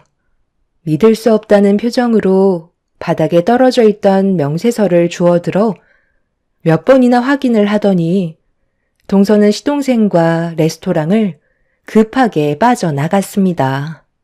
그 장면을 보게 된 남편이 어떻게 된 거냐고 물어보길래 저와 동서가 주고받았던 대화에 대해 알려주게 되었네요. 제가 동서보다 많은 돈을 벌고 있다는 걸 알게 됐다는 사실 때문에 상황이 안 좋게 흘러가게 될까봐 걱정을 하고 있었어요. 그동안 동서 내외에게 숨기며 살아왔었기 때문에 자신들한테 거짓된 행동을 보였다는 거에 기분이 나빴을 거라는 남편의 말이 걱정이 되긴 했었죠. 저는 꽤 오래전부터 카페 사업을 운영하고 있었는데요. 동서내외한테 비밀을 유지했던 건 저희와 동서내외가 계속 비교가 될까봐 조심스러웠던 것뿐이고 알려봤자 좋을 거 없을 것 같아 그동안 카페를 운영한다는 걸 알리지 않았습니다. 관광 명소 근처에 카페가 입점돼 있어서 평일 주말 할 것 없이 꽤 많은 손님들이 찾아주시는데 연 1억 정도의 순수익을 올리고 있는 상황이었죠. 그날 이후 동서내외는 저희들 앞에 나타나지 않았고 시댁에도 오지 않고 있었어요. 전화를 할까도 했었지만 괜히 서로 상처되는 말들을 주고받게 될까봐 조심스러운 부분들이 있었습니다. 어떤 계획을 세우고 있는지 전혀 알지 못하는 상황이라 신경이 쓰였는데 어느 날 시댁에서 시부모님과 시간을 보내고 있을 때 한동안 모습을 나타내지 않았던 동서내외가 시댁으로 들어왔어요. 연락 한 통 없이 오게 된 상황이라 시부모님도 그렇고 저희도 많이 당황스러웠는데 둘 다 얼굴이 반쪽이 되어 있는 상태였네요. 너희들 2번 다시 오지 않을 것처럼 하고 나가더니만 갑자기 찾아온 이유가 뭐니? 안색은 왜 이렇게 안 좋은 거야? 무슨 일이라도 생긴 거야? 어머님, 저 앞으로 어떻게 살아가면 좋을지 도저히 모르겠어요. 그동안 앞만 보며 열심히 살아온 것밖엔 없었는데 저희 사업이 망하게 생겼다고요. 아니, 그게 무슨 말이냐? 사업이 망하게 생겼다니? 여태까지 잘 되고 있었잖아. 언제부터였는데? 일이라는 건 안 풀릴 때도 있겠지만 크게 문제만 없다면 다시 제자리로 돌아올 수 있는 거 아니니? 너희들이 경험이 적어서 지금 많이 당황스러워하고 있는 것 같은데 이럴 때일수록 침착하게 해결해야지. 이게 다 형님 때문이에요. 저보다 잘 나간다는 그 한마디에 저는 더 많은 돈을 벌려고 무리하게 대출을 받은 다음 투자를 했는데 저희 돈을 들고 잠적해버려서 지금 사기치고 도망간 그 사람들 잡지 못한 상황이에요. 엎친 데 덮친 격이라고 사업에까지 지장이 생기게 되면서 직원들 월급에까지 구멍이 나게 되자 하나둘 떠나버리면서 지금은 사업 운영이 중지가 되어 버렸어요. 형님이 저한테 급여 명세서만 보여주지 않았다면 이렇게까지 안 좋은 상황은 오지 않았을 거라고요. 형님을 뛰어넘으려다가 이 사달이 난 거잖아요. 그러니 책임지세요. 저희가 받은 피해에 대해 전부 보상을 해주셔야 되겠어요. 뭐라고? 동서가 잘못된 판단으로 저지른 일들인데 그걸 왜 내 탓으로 돌려? 동서가 결정해서 움직인 거고 나한테 단 한 번이라도 상의한 적 있었어? 사업 확장을 위해 투자를 결정했다면 나한테 한 번이라도 물어볼 수 있는 거 아니었어?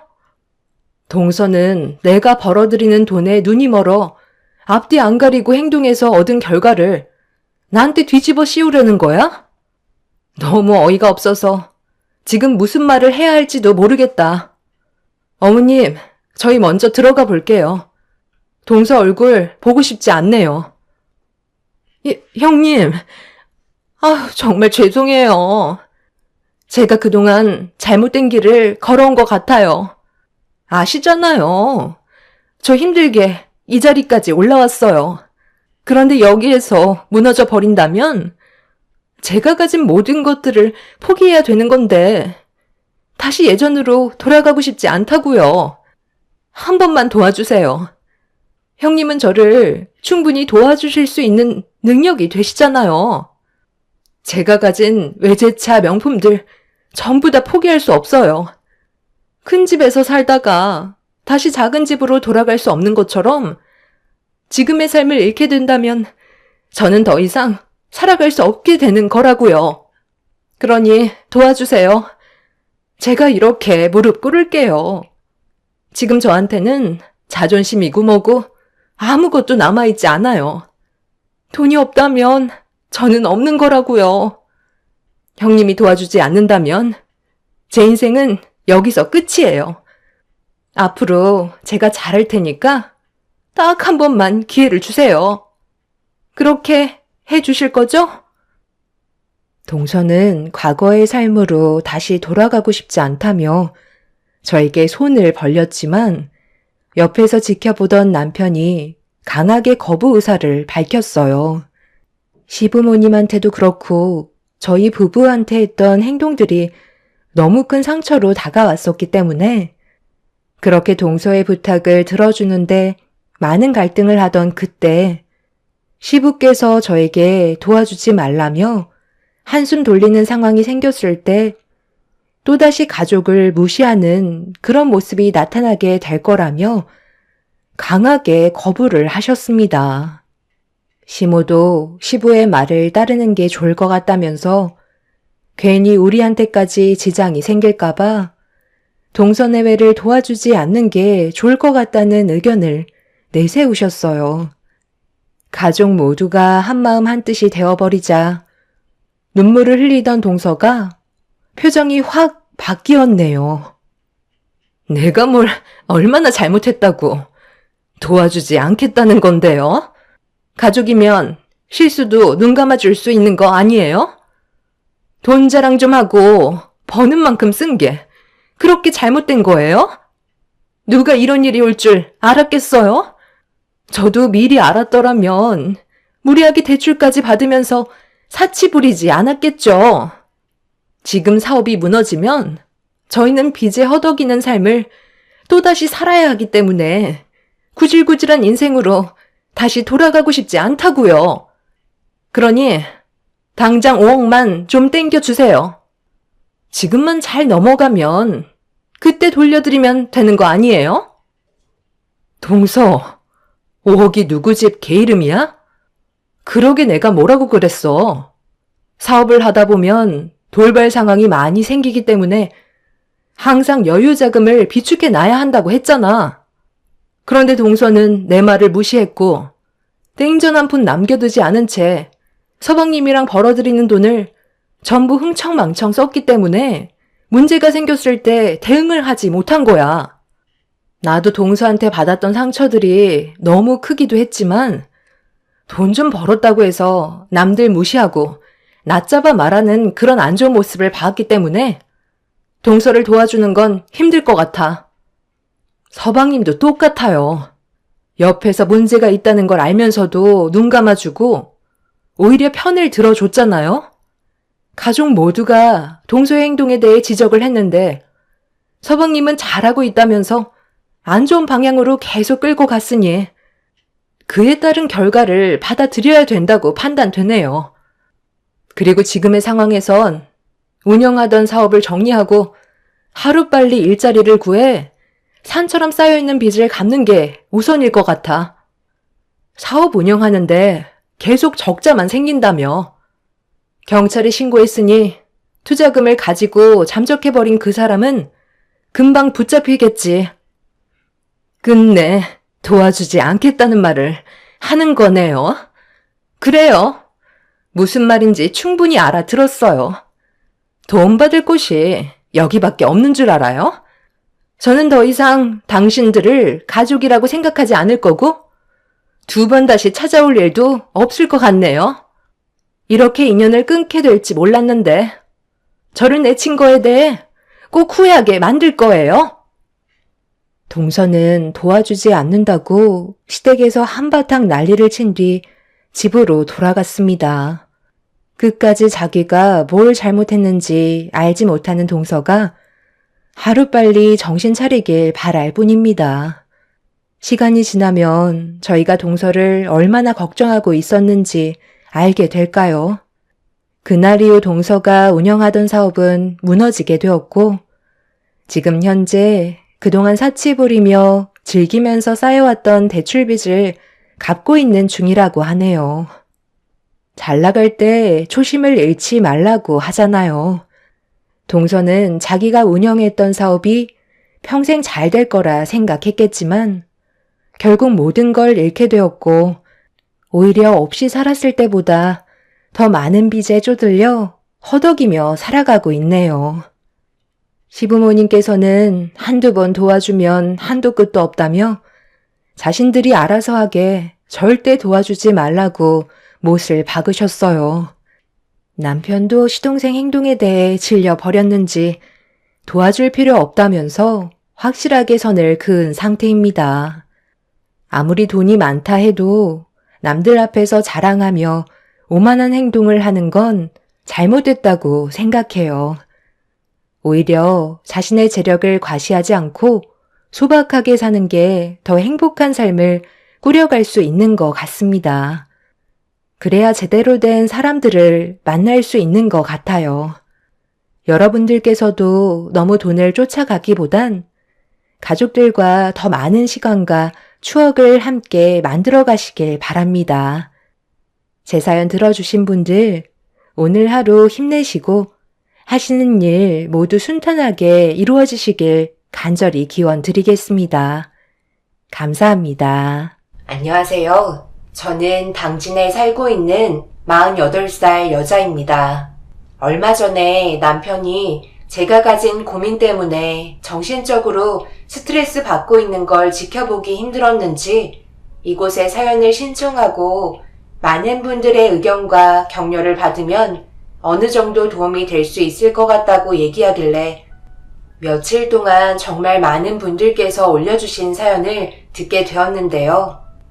시청자분들께서 아낌없는 조언을 해주시는 모습들을 보게 되었고 저 또한 도움을 받을 수 있을 것 같아 이렇게 용기 내서 글을 작성하게 되었어요. 저와 남편이 고민해서 결정하는 것보다 한 번만 더 신중하게 여러분들의 의견을 들어보고 지금의 상황들을 정리할 수 있는 기회가 되었으면 좋겠어요. 저는 남편과 15년의 세월을 함께 했었고 그 기간 동안 많은 일들이 있었지만 그래도 위기가 올 때면 서로 더 의지하고 헤쳐나가다 보니 부부의 관계가 더욱더 끈끈해지게 된 것 같았어요. 남편과 함께하기로 결정한 순간부터 지금까지 단 한 번도 후회한 적이 없이 행복한 삶을 살아왔던 것 같네요. 그리고 결혼 생활하는 동안 도련님도 좋은 여자를 만나 결혼을 하게 되었고 저희 가족 모두는 단 한 번도 싸운 적 없이 서로를 위해주면서 좋은 관계를 유지해 왔었습니다. 시부모님께서도 저희에게 조금의 상처도 주는 걸 원치 않으셨기 때문에 웬만한 건 당신들께서 해결하셨어요. 정말 고마웠죠. 저보다 먼저 결혼한 친구들 보면 시댁살이 때문에 죽겠다며 만날 때마다 그런 얘기들만 했었는데 저는 직접 겪어본 적 없어서 공감도 안 되고 이해를 할 수가 없었습니다. 그런데 어느 날 행복했던 저희 가정에 위기가 찾아오기 시작했어요. 평범한 집안에 엄청난 사건이 터졌고 말도 안 되는 일들이 벌어지면서 보이지 않는 금이 가고 있었습니다. 남편과 저도 그 소식을 듣고 일단 급하게 시댁으로 모이게 되었고 동서에게 엄청난 말을 들을 수 있었네요. 그 말이 사실이야? 아니, 어떻게 그런 말도 안 되는 일이 벌어졌대? 그래서 얼마나 투자했길래 대박이 난 거야? 저도 정확히는 얼마의 이득을 보게 된 건지 모르겠어요. 워낙 땅이 넓어서 다 처분하면 어마어마할 거예요.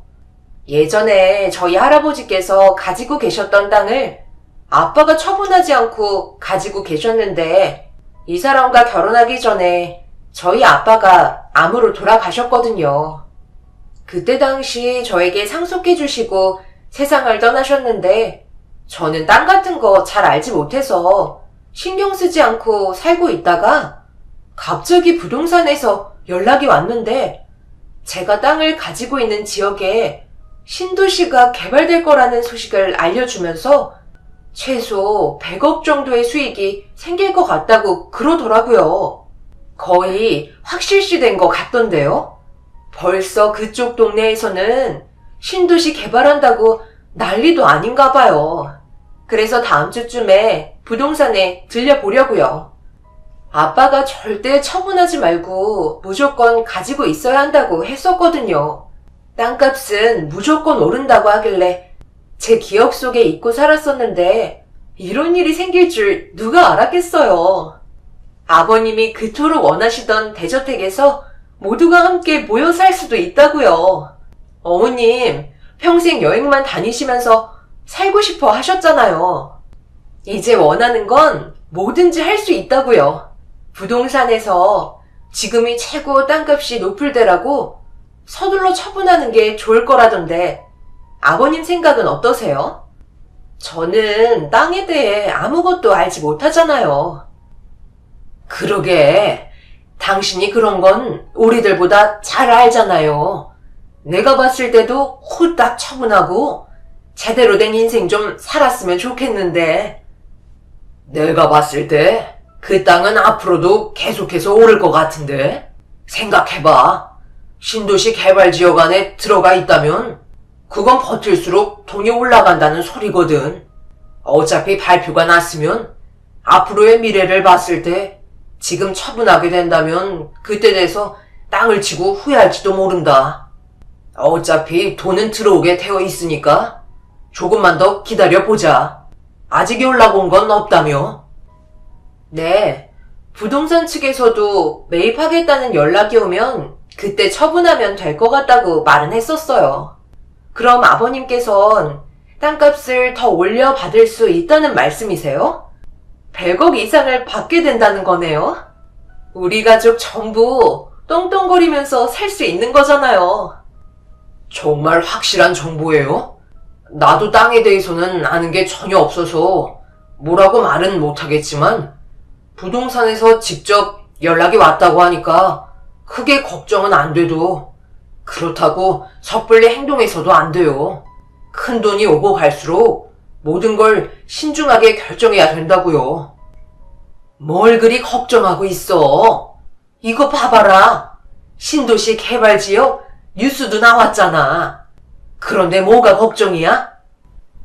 가족들 중에 남편이 제일 의심도 많고 신중한 편이라 말도 안 되는 금액을 듣게 된 순간부터 걱정이 되었는지 의심될 만한 것들을 이것저것 물어보았지만 시모는 정확한 정보인데 왜 이렇게 의심이 많냐고 갑자기 날카로워지셨어요. 그동안 결혼 생활하면서 시모가 신경질적인 모습을 보여주신 건 처음이라 많이 당황했었어요. 남편도 시모의 돌발적인 모습에 놀랐는지 더 이상 아무 말도 하지 않았어요. 그렇게 동서네가 앞으로 엄청난 부자가 될 거라는 말을 듣게 된 이후 많은 것들이 달라지기 시작했어요. 시부모님과 부동산에 같이 다녀왔었는지 더욱더 확신에 찬 모습을 보여주셨어요. 신도시 개발 구역 안에 동서가 물려받은 땅이 포함되어 있었다며 기분이 들떠 계셨어요. 그리고 부동산에 동서가 물려받은 땅을 매각하려고 내놓은 상태였어요. 조만간 우리 집 처분하기로 했다. 괜찮은 지역에 가족이 함께 모여 살 수 있는 저택 하나 지으려고 알아보고 있는데 너희들도 동참할 거지? 어차피 땅은 금방 처분될 테니 그때 돼서 준비하는 것보다 미리미리 계획하는 게 좋지 않겠어? 저희는 애들이 학교를 다니고 있어서 갑자기 집을 처분하고 움직이기에는 문제가 있을 것 같아요. 그리고 동서가 가지고 있는 땅이 아직 처분이 된 것도 아닌데 벌써부터 무리하게 움직이는 건 문제가 될 수도 있지 않을까요? 조심해서 나쁠 거 없잖아요. 형님, 무슨 말을 그렇게 하세요? 저희가 부동산까지 다녀왔는데 믿지 못하시는 거예요? 지금까지 아버님, 어머님께서 원하시는 대로 움직였었는데 믿고 따라오시면 되는 거잖아요. 아버님께서도 확실하다고 말씀하셨어요. 조만간 투자자들이 제가 가지고 있는 땅 매입할 텐데 그때 돼서 아쉬운 소리 하실 거예요? 이런 식으로 나오시면 곤란하죠. 모두가 함께 움직여야 하는 건데 형님네만 빠지겠다는 건 솔직히 기분이 좋진 않네요. 어머님, 차라리 그냥 우리끼리 같이 살면 될 것 같아요. 그래, 내가 직접 가서 알아보고 왔으니까 너무 걱정하지 말거라.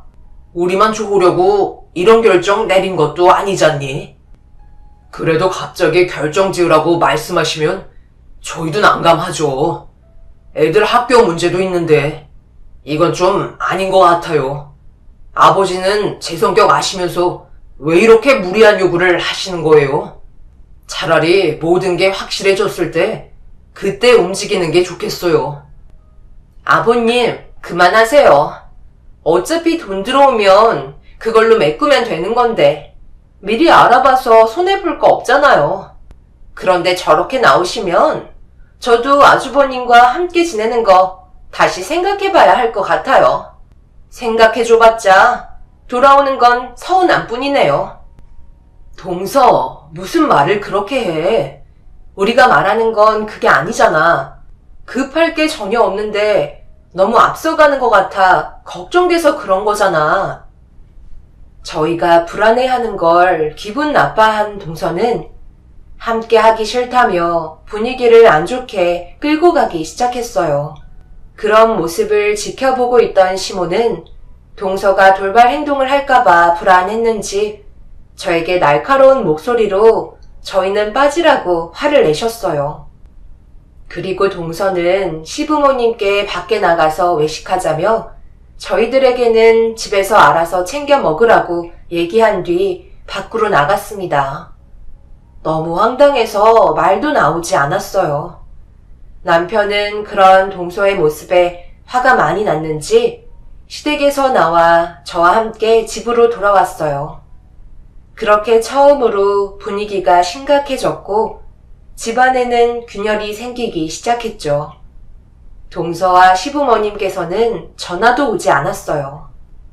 남편은 갑자기 졸부가 된 동서가 걱정이 된다면서 불안해하고 있었어요. 그리고 눈앞에 100억이라는 돈이 들어오게 될 거라는 걸 기대하고 계신 시부모님의 모습에도 적응되지 않는다고 괴로워하고 있었습니다. 저희들이 계속해서 하는 얘기는 아예 차단하고 들으려 하지도 않았어요. 앞으로 이런 식으로 가다가는 분명 집안이 무너지게 될 것 같아 두려웠어요. 그래서 다음날 개인적으로 동서와 만나서 대화 좀 해보려고 약속된 장소에서 만나 어떤 생각을 가지고 있는지 진지하게 물어봤어요. 형님은 무슨 큰일만 있으면 항상 하시는 얘기가 조심해서 나쁠 것 없다고 하시는데 그렇다고 저희가 지금까지 문제가 있었나요? 전부 다 신중하게 생각하고 사건 사고 없이 잘 지내고 있었는데 제가 땅 부자가 됐다고 하니 더 예민하게 구시네요. 동서, 무슨 말을 그렇게 해? 내가 하는 얘기는 걱정돼서 그러는 거잖아. 솔직하게 부동산에서 하는 말만 믿고 움직이는데 누가 봐도 순서가 잘못됐다고 생각되지 않아? 동서가 가지고 있는 땅이 처분이 되고 그리고 돈이 들어온 이후에 다음 계획을 갖는 게 누가 봐도 당연한 건데 동서는 땅도 아직 처분되지 않은 상태에서 시부모님이 살고 있는 집이랑 동선의 집을 처분한 다음 대출까지 받아서 저택을 지으려 하는 거잖아. 뭐하러 그런 미련한 행동을 하냐는 거야. 그게 왜 미련하다는 거예요? 어차피 부동산에서도 팔린다고 확실하게 얘기했었고 그렇게 되면 100억이 들어오는데 순서가 뭐가 중요해요? 형님, 우리 둘이 좀 솔직해지자고요. 내가 갑자기 엄청난 부자가 되니까 그게 배 아프신 거죠? 동서는 제 말을 아예 들으려 하지도 않았어요. 그날 처음으로 느끼게 된 건 더 이상 예전의 동서가 아니라는 거였고 아무리 설득을 해봤자 저만 더 나쁜 여자가 되어가고 있었어요. 결국 대화를 하다가 서로 언성이 높아지면서 동서와의 사이도 점점 더 멀어지게 되었고 먼저 자리에서 일어나던 동서는 2번 다시 연락하고 싶지 않다며 밖으로 나갔습니다. 그런 동서의 모습을 지켜보고 있는데 많이 당황스러웠어요. 저는 혹시 모를 일을 대비해 도움을 주려 했던 것뿐인데 동서는 그런 저에게 더 안 좋게 반응을 하고 있었죠. 그리고 그날 이후 저희 가족에게 보라는 듯이 돈을 흥청망청 쓰기 시작했고 그런 생각 없는 행동을 지켜만 볼 수밖에 없었어요. 어차피 조심스럽게 얘기한다 해도 듣지 않으려 한다는 걸 알기 때문에 아무것도 하지 않고 있었습니다. 남편도 걱정돼서 얘기해줘봤자 상처로 돌아올 뿐이라면서 아예 관심을 끊게 되었죠. 그런데 여기에서 제일 큰 문제는 시모였어요. 계속 동서를 부추겨서 돈을 쓰게 만들었고 그걸 지켜보던 남편은 시댁에 찾아가 시모에게 큰소리치면서 이러다 집안 망하게 생겼다고 화를 내기 시작했어요. 이러다 정말 큰 문제라도 생기면 그때는 어쩌려고 그래요? 제발 정신 좀 차리세요. 아직 해결된 거 하나도 없는데 돈을 그렇게 흥청망청 쓰시면 나중에 뒷감당 어떻게 하시려고 이런 생각 없는 행동들을 계속해서 하시는 거예요? 도대체 뭐가 문제라는 거야? 너는 뭘 좀 알아보고 우리한테 그런 식으로 얘기하는 거야? 벌써 신도시 개발된다고 확정되었는데 뭐가 두려워서 서로 얼굴을 붉혀야 하냔 말이다. 너희 아빠가 지금까지 허튼데 돈 쓴 적 있었어? 지금까지 정말 열심히 살아왔었고 아껴서 모은 돈으로 너 결혼하는데 도움까지 줬었잖아. 그리고 모든 걸 확실하게 하기 위해서 작은 애랑 부동산까지 같이 다녀왔는데 도대체 뭐가 문제인지 나는 잘 모르겠다. 어제도 벌써 몇 명이나 땅을 보러 왔었단다. 그리고 매입하고 싶다던 사람이 나와서 하루 종일 상담해주고 조만간 결정되면 연락 주겠다는 소식까지 받았는데 이래도 우리가 잘못된 길을 가고 있다는 거야? 너희들이나 정신 좀 차려라. 작은 애 비위 맞히는 게 그렇게 어렵니? 조만간 걔한테 100억이 떨어지는데 나중에 돼서 땅을 치고 후회할 일이 있어? 왜 하나만 알고 둘은 모르는 거야?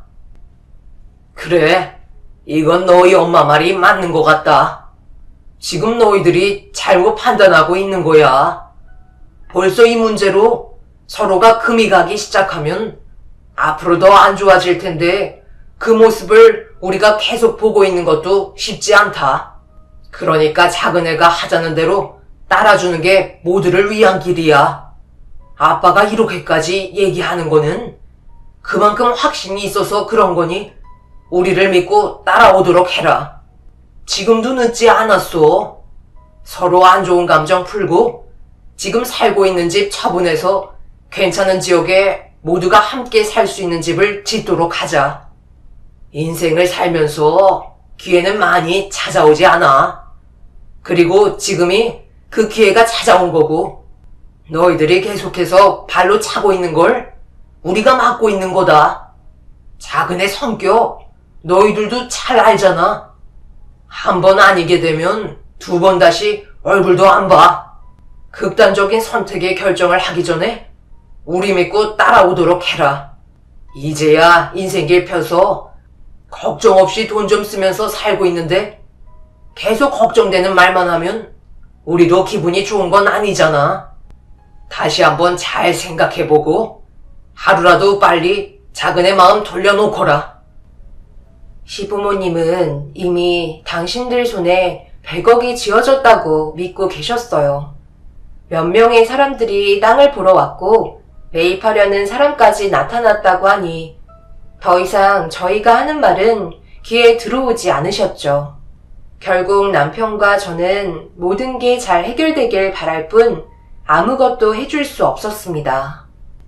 본인들이 확신하고 있는 상황이고 시부가 얘기한 대로 신도시 개발 구역으로 결정되어 있는 상태였기 때문에 기대감은 점점 더 올라가고 있었고 한동안 떠들썩했으니 저희가 걱정하고 있는 것들은 보려 하지도 않았습니다. 오로지 돈방석에 앉았다고 동네 사람들에게 떠들고 다닐 정도로 확신에 찬 모습을 보여주셨죠. 그런데 어느 날 남편이 출근을 하고 애들 학교 보낸 뒤 밀린 집안일을 처리하고 있는데 시모가 찾아왔습니다. 너는 생각이 없는 거니? 언제까지 이런 좁아터진 집구석에서 살 거야? 돈이 굴러 들어오는데도 그걸 걷어차고 있으면 너라도 나서서 내 아들을 설득시켜야 되는 거 아니야? 둘이서 똑같이 행동하면 어쩌자는 거야? 지금 당장 시장 가서 장 좀 봐오거라. 작은 애 마음 돌려야 할 거 아니야? 너희들 계속 이런 식으로 살 거야? 땅 팔리고 100억 찍히는 순간 그때는 이미 늦는 거라고. 내가 왜 이런 것까지 신경을 써야 하는지 모르겠다. 너희들은 왜 이렇게 꽉 막혀서는 앞을 못 보는 거야? 장님도 아니고 누가 봐도 돈방석에 앉는 상황인데 그걸 발로 걷어차고 있으니 지켜보고 있는 우리의 마음이 어떻겠냐고. 제발 정신 좀 차려라. 어머님, 저희는 돈에 큰 욕심 없어요. 지금도 빚 하나 없이 잘 살고 있고 현재에 만족하고 있는데 뭐하러 마음에도 없는 말을 해야 하는지도 모르겠네요. 지금 당장 100억이 손에 들어온 것도 아니잖아요. 저희는 더 이상 신경 쓰지 않기로 했으니까 그만 말씀하셨으면 좋겠어요. 잘 되면 당연히 저희도 기분 좋죠. 하지만 지금은 축하해 줄 수는 없을 것 같아요. 아침도 안 드신 것 같으니까 일단 간단하게 마트에 들러 찌개거리 좀 사올 테니 잠시만 기다리고 계세요.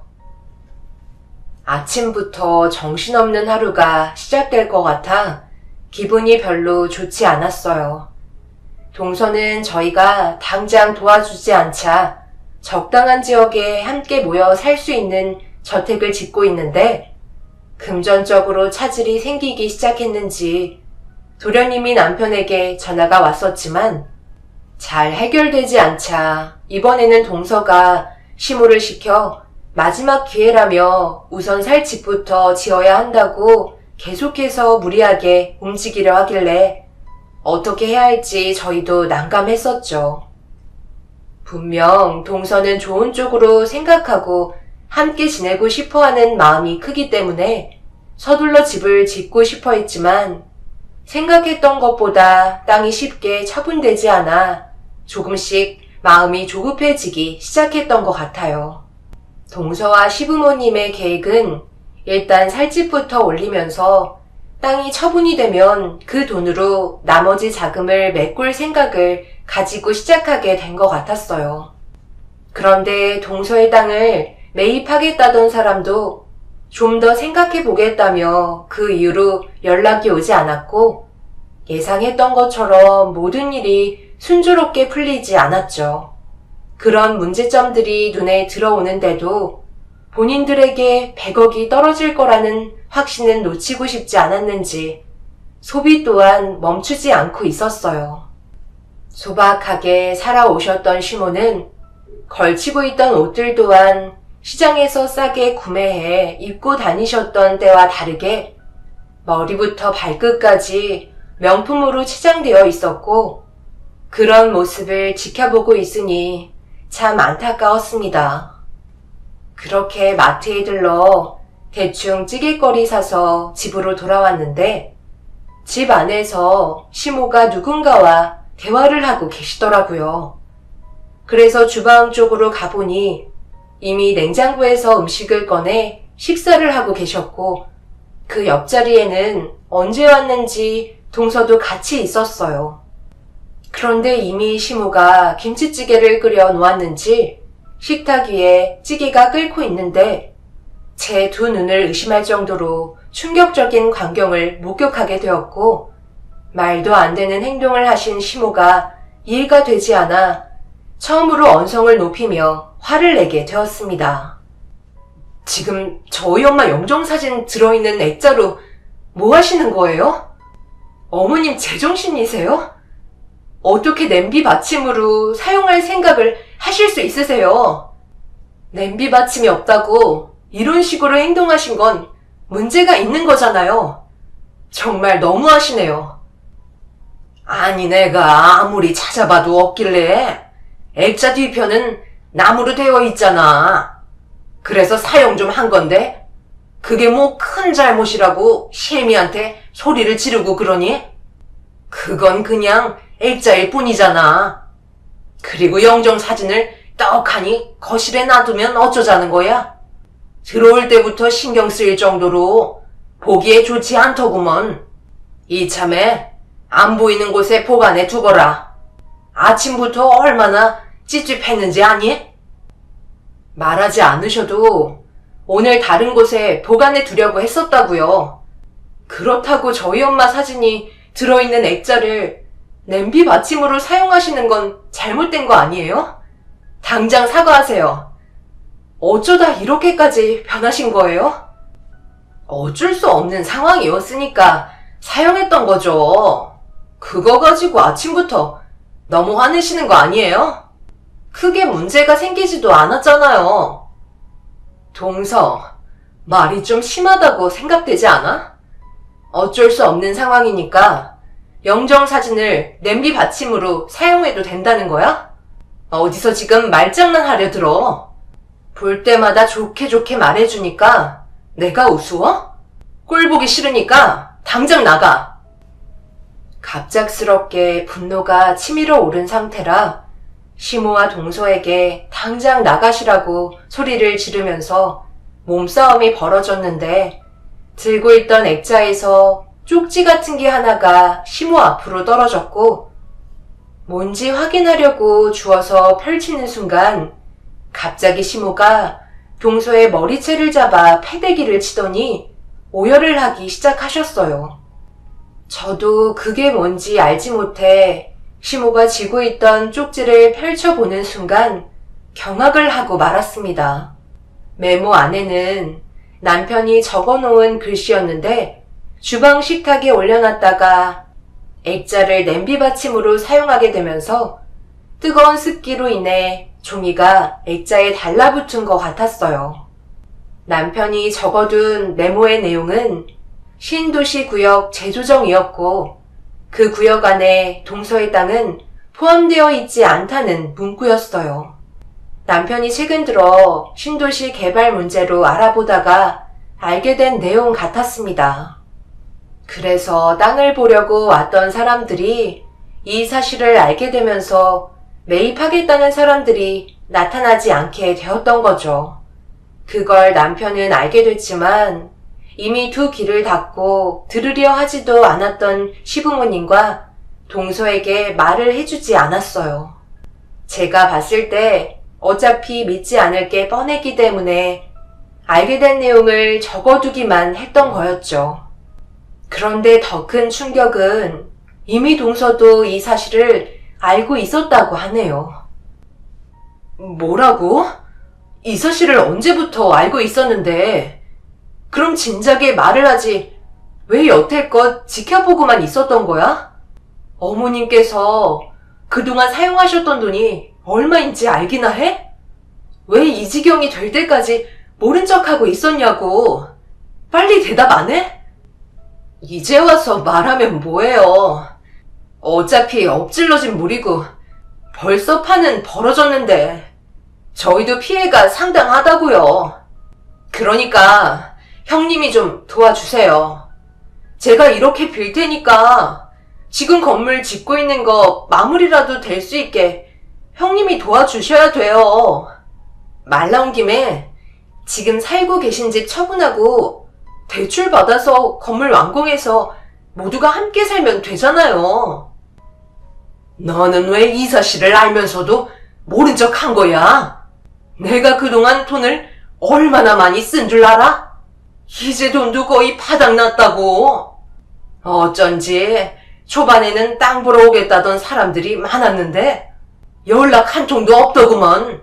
전부 다 그런 거였어. 그런데도 내 앞에서 있는 척 했던 거야? 제대로 알아보지도 않았으면서 상황을 이런 식으로 만들어? 당장 내 돈 돌려내. 죄송해요. 그런데 저도 어쩔 수 없었다고요. 어머님께서 동네 분들께 자랑하고 다니시면서 기분 좋아하시는데 전부 물거품 되었다는 말을 어떻게 입 밖으로 꺼내겠어요. 그래서 어쩔 수 없이 모른 척하고 지내고 있었던 거예요. 이 사실은 저 말고 아무도 모르는 줄 알았는데 아주버님도 알고 계셨던 거네요. 형님, 저희 이제 어떻게 하면 좋죠? 그걸 왜 나한테 물어보는 건데? 그동안 나한테 뭐라고 그랬어? 방금 전까지 나를 막대해놓고 이제 와서 무릎 꿇고 도와달라고 하면 내가 그걸 받아줘야 하는 건 아니잖아? 그래서 처음부터 모든 걸 확실하게 한 다음에 움직이라고 했잖아. 나는 절대로 도와줄 생각 없으니까 그런 줄 알아. 어머님도 더 이상 찾아오지 마세요. 방금 하신 행동은 절대 용서할 수 없겠어요. 그 순간 시모가 모든 걸 동서의 탓으로 돌리면서 머리채를 잡아 흔들었고 동서도 본인은 최선을 다했다며 그만하시라고 소리를 지르다가 감정이 상했는지 둘 다 한 대 엉켜 난투극이 벌어지면서 그걸 멍하니 바라보고 있던 저는 엄청난 정신적인 충격이 한꺼번에 몰려와 그 자리에서 주저앉고 말았어요. 그리고 떨리는 손으로 남편에게 전화를 하니 본인도 전날에 알게 됐었다며 저에게 설명하려고 메모에 두었던 거라고 설명을 해주면서 동서가 도와달라고 얘기해도 절대 받아주지 말라고 얘기한 뒤 전화를 끊었습니다. 남편은 동서와 시부모에게 많은 실망을 한 것 같았어요. 허황된 꿈만 쫓아가다가 결국 길거리에 나앉게 되어버릴 정도로 상황이 심각했었죠.